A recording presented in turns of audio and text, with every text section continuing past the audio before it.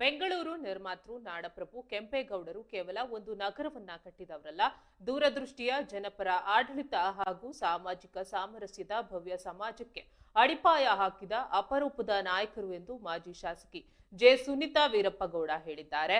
T Narasipura ಪುರಸಭೆ ಸಭಾಂಗಣದಲ್ಲಿ ರಾಷ್ಟ್ರೀಯ ಹಬ್ಬಗಳ ಆಚರಣಾ ಸಮಿತಿ ಹಾಗೂ ತಾಲೂಕು ಒಕ್ಕಲಿಗರ ಸಂಘದ ಸಂಯುಕ್ತಾಶ್ರಯದಲ್ಲಿ ಆಯೋಜಿಸಿದ್ದ ಕೆಂಪೇಗೌಡರ 517ನೇ ಜಯಂತಿ ಕಾರ್ಯಕ್ರಮದಲ್ಲಿ ಅವರು ಮಾತನಾಡಿದರು.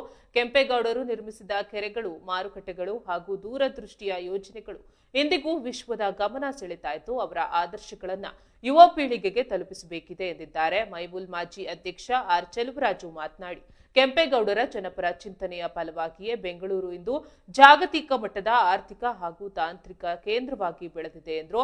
ಒಕ್ಕಲಿಗರ ಸಂಘದ ಅಧ್ಯಕ್ಷ ವೈಎಸ್ ರಾಮಸ್ವಾಮಿ ಮಾತನಾಡಿ, ಕೆಂಪೇಗೌಡರ ಜಯಂತಿ ಕೇವಲ ಒಂದು ಸಮುದಾಯಕ್ಕೆ ಸೀಮಿತವಲ್ಲ, ಅದು ಇಡೀ ಸಮಾಜದ ಹಬ್ಬ ಎಂದಿದ್ದಾರೆ. ಇದಕ್ಕೂ ಮುನ್ನ ಶ್ರೀ ಗುಂಜಾ ನರಸಿಂಹಸ್ವಾಮಿ ದೇವಸ್ಥಾನದ ಬಳಿ ಅಲಂಕೃತ ಬೆಳ್ಳಿ ರಥದಲ್ಲಿದ್ದ ಕೆಂಪೇಗೌಡರ ಪ್ರತಿಮೆಗೆ ಪುಷ್ಪಾರ್ಚನೆ ಮಾಡಿ ತಹಶೀಲ್ದಾರ್ ಟಿಜೆ ಸುರೇಶ್ ಶಾಚರ್ ಭವ್ಯ ಮೆರವಣಿಗೆಗೆ ಚಾಲನೆ ನೀಡಿದ್ರು. ಕಾರ್ಯಕ್ರಮದಲ್ಲಿ ಒಕ್ಕಲಿಗರ ಸಂಘದ ಪದಾಧಿಕಾರಿಗಳು, ಪುರಸಭೆ ಮುಖ್ಯಾಧಿಕಾರಿ ಸತೀಶ್ ಸೇರಿದಂತೆ ಅನೇಕ ಗಣ್ಯರು ಉಪಸ್ಥಿತರಿದ್ದರು.